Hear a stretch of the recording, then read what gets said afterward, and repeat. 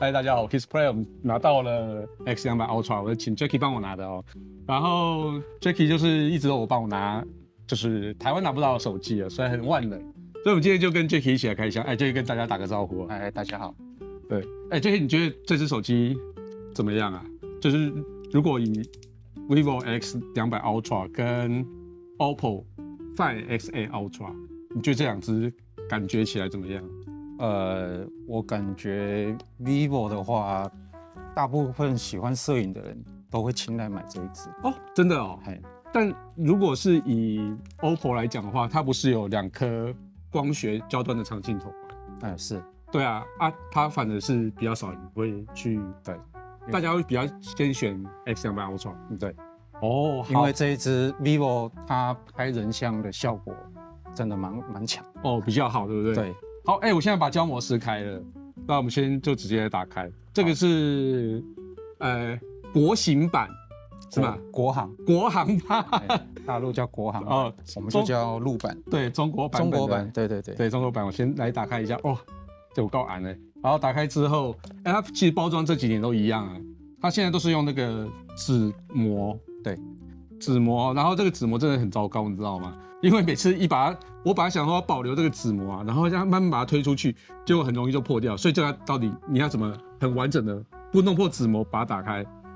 不弄破纸膜有点很难，对不对？因为它现在镜头模组太大颗了。对，所以你知道从这边。没关系，那我们就用那个这边撕开最暴力的方式。它因为后面这个有比较好撕开的地方，就直接这样子。对，每次我撕都是没办法撕完整。从X100。就是 X100就开始这样子了，对不对？还是 X90就开始这样子？200 Pro 开始，200开始，对不对？对，200开始。对，它就变成全部都纸膜哦。好啦，现在开了环保嘛？对，懂吗？环保。好，那这个是银色的，就是行李箱版本。那其实这个行李箱版本跟我原本的落差有点大，你知道吗？因为我原本以为它后面是有那个纹路的，摸起来是有触感的，但是它其实是平面的。然后这个整个镜头模组真的有够大粒的，很像饼干那么厚。对，你知道它有饼干，你不觉得它镜头模组其实跟机身已经差不多一样厚了吗？差不多哈。对，然后它外观比较特别的是有这个，就是有一个摄影按键，多了一个摄影按键。对，这个摄影按键它是直接按下去之后，然后它左右也是可以调焦距的嘛？对，它可以对，滑动变焦，有滑动变焦功能，跟 iPhone 是一样，是跟 iPhone 对，跟 iPhone 一样，然后 OPPO 也这样做了，是只差小米没有这样做，小米没有，对，就差小米没有，对，好，然后这次我买的现在就是一个256，16/256吗？12+25啊，12256版本哦，然后最便宜版本。然后因为我还没有买到摄影套装，对，摄影套装应该很抢手，对不对？目前官方还没有开售，所以大概5月的时候才会开始卖。好，所以到时候我应该有机会也会入手那个摄影套装。最重要的是那颗2点多倍的那个增距镜哦，我觉得那个增距镜其实对我来讲吸引力蛮大的。好，它的包装里面其实就有附这个原厂的手机壳。对啊，很丑就是。手机是什么颜色，它就是相同配色这样。对啊，不过比清水壳看起来要有质感一点透明的。对啊，透明质感，透明的话就会有那个容易沾指纹哦。好，那这个就附这个手机壳，然后，现在中国的手机原本都是用圆的插头嘛，对不对？还是都是原本就是这种？是一样的，这个都是美规的。跑掉了，没关系，都是美规插头，台湾也通用。这个是90瓦的快充那基本上90瓦这个快充其实跟100 Ultra， 不是跟200 Pro 是一样的，因为100 Ultra 是100瓦嘛，还是120瓦，对不对？是。对，然后它这个也不是 PD 的啦，就是用一般的 Type A 去弄的，但它其实基本上手机也有支援 PD， 所以还好，但 PD 就好像没有办法充到90瓦了。它这个好像没有做全电压的，对，台湾这个可能也到不了90瓦，对不对？对，在台湾用的话是可以最高44瓦。最高44瓦。44瓦。OK， 所以这个因为它是110的话，就是只能到44瓦。好，然后充一条充电线，那这个充电线是 Type A to Type C， 就是跟这个一样的。好，那其他东西没啊，都按那哪里啊？卡针，就卡针，哎，说明书，说明书，说明书快速指南一般不会看啦。对，一般不会看。好，这个就是我们开箱了哦。那接下来我就会开始去进行实测，然后到底这个大家有没有想要看什么？你觉得这个实测重点在哪里啊？实测，对，当然是拍照。拍照，对，因为其实，在 X200 Pro 的时候的主镜头，那时候有眩光的情况发生嘛。那这次改成35mm 的主镜头之后，会不会有眩光呢？我们等一下也会实测看看。然后再来是它的超广角的感光元件也变大很多哦，是，对。然后长焦基本上规格似乎没变，但是里面的结构好像有改变。好像有。对，所以它到底拍起来会变得更好，还是更糟糕，还是怎么样呢？哦，那我们会先做一集 X200 Ultra 的开箱之后呢，然后接下来我会跟 X200 Pro 还有小米15 Ultra 来去做比较。好，那我们接下去继续看实测 ，Let's go。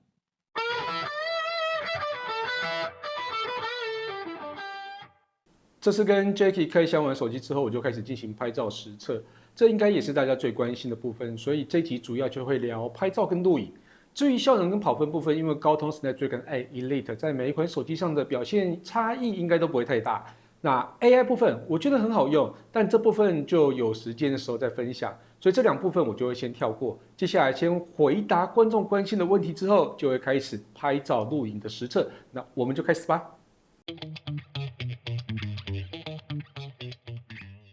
首先，我来先回答大家关心 X200 Ultra 的几个问题。首先是主镜头有没有眩光，那这部分我跟大家一样很关心哦，所以我一拿到手就直接在大太阳底下做多角度的测试。这次呢，完全没有发现到眩光的状况发生。那为了再次确认，在太阳角度比较低的时候，我也进行相同的测试哦。我有发现只有一颗小小的光斑哦。那之前弧形的眩光哦，怎么测都没有发生，所以我觉得大家可以不用担心这一点哦。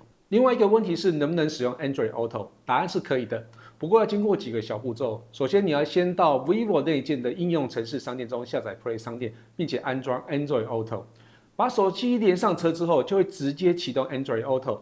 在第一次使用的时候啊，它会要求安装 Google 应用程式啊、Google 地图，还有 Google 文字转语音等等的软体哦。那并且开启相关的权限，完成之后，每次上车插上手机后，马上就可以使用。那另外几个问题，像是门禁卡、网银部分啊，这个我其实本身没有使用，所以就没办法测试。而录影部分有没有 iPhone 好？我目前手上没有 iPhone， 所以没办法比较啦。但会有 X200 Ultra 录影实拍分享给大家。那这就开始这次的重点，拍照与录影的实测。vivo X200 Ultra 相机规格最重要的升级有3点。首先是超广角采用5000万像素 1.28 寸 LYT818 感光元件，这跟主镜头完全相同。也就是说，超广角的画质跟细节就是主镜头等级。那第二点呢，就是主镜头的焦段拉到35mm，可以更容易衔接到85mm 的望远镜头之间的焦段哦。那最后是潜望长焦镜头，虽然规格看起来好像没有什么差别哦，但由于整个模组都有大升级，让光圈呢比之前更大，防守震等级也更好。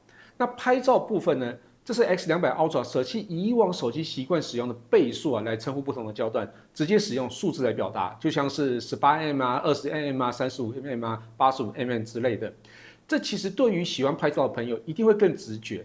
那拍照界面上有预设3组光学焦段，还有2组无损变焦的望远焦段哦。你可以直接点选焦段上面的数字就可以快速切换成2个预设焦段之间的隐藏预设焦段。夜拍部分跟 S200 Pro 相同，直接在拍照模式中就可以用智慧侦测来拍摄夜景。那如果你切换到风景与夜景模式，夜景就可以有更长时间的曝光功能。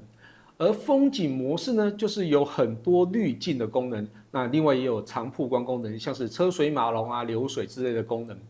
但我其实还是没有办法理解夜景跟滤镜还有长曝光模式为什么不直接整合在一般模式就好，又或是直接把风景与夜景模式当成一般模式使用。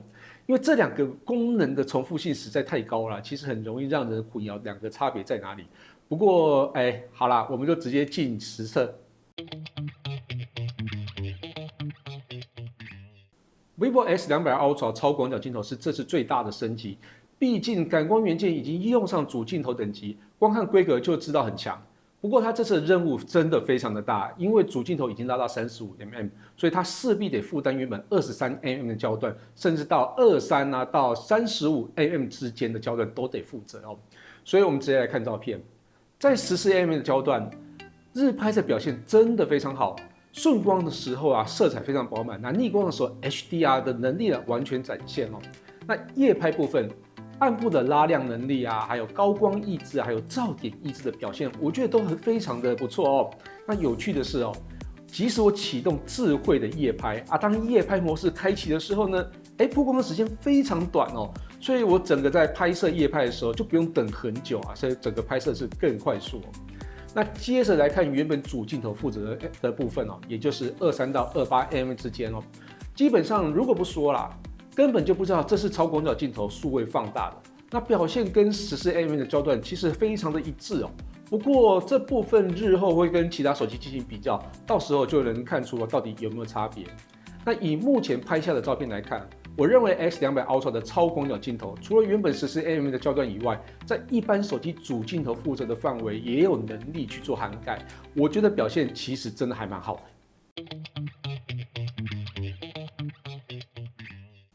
vivo X200 Ultra 这次主镜头直接拉上了35mm，这个焦段除了是摄影师很爱用的焦段以外，我认为主要的目的就是要让焦段延续性更好。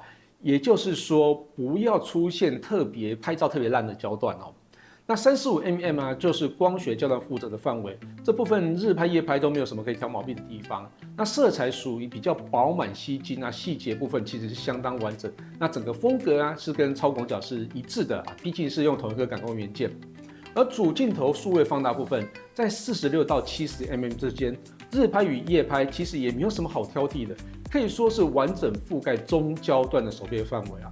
不得不说啊，有了超广角大感光元件的帮助下，让主镜头可以安心提高到35mm，进而涵盖原本 X200 Pro 不足的焦段。光这一点 ，X200 Ultra 就是真的可以称得上Ultra 的名号，也让我更期待年底在台湾会上市的 X300 Pro 也能够完整继承 X200 Ultra 的优点哦，然后让台湾的消费者可以安心使用。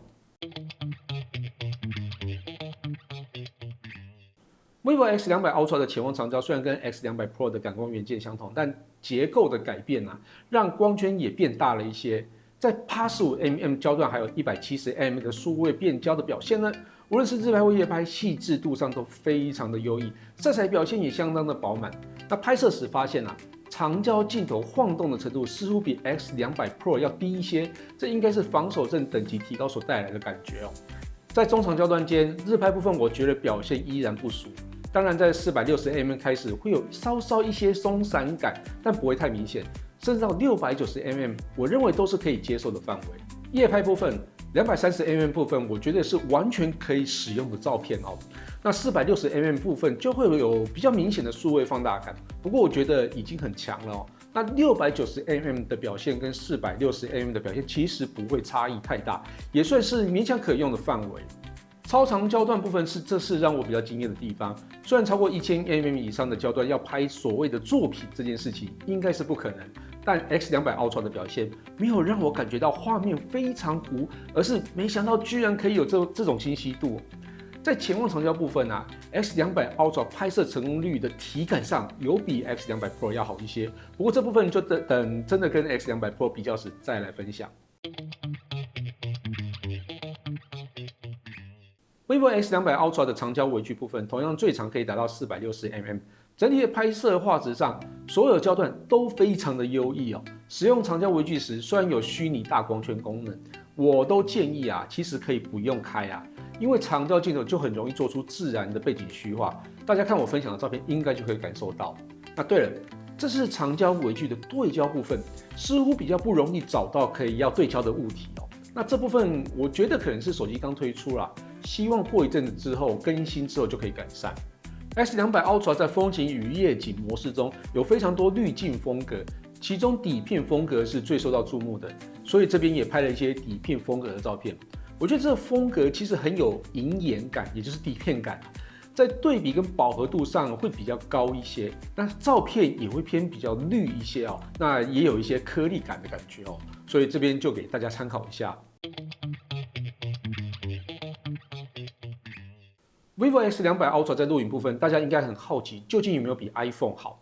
那这部分因为我手上并没有 iPhone， 所以无从比较。但我可以说，这应该是 vivo 手机中最好拍的一支。